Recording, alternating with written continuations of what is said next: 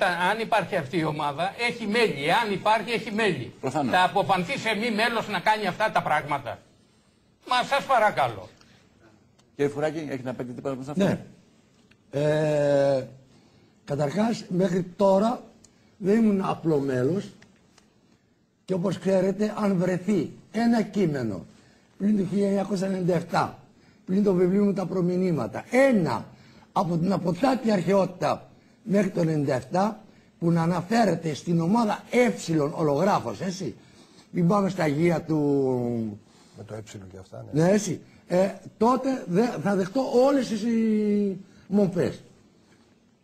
Σας είπα και σας επαναλαμβάνω, μου είχε δώσει ο Μακαρίτης ο Παύλος ο Βαρδινογιάννης μία βαλίτσα με χρήματα και εγώ όταν είχα τα χρήματα στο σπίτι μου Καλυθέας, στην Καλυθέα Εσπερίδων 89, τα είχα κρύψει κάτω από το πάτωμα και ήρθε και τα πήρε ο Μακαρίτης ο Μοφεράτος. Δεν άνοιξα τη βαλίτσα να δω τι ήτανε και μετά χρόνια το είπε στη γυναίκα μου, όχι σε μένα, ο Μακαρίτης ο Παύλος, ότι είναι μαλάκας ο άντρας, συγγνώμη για την έκφραση.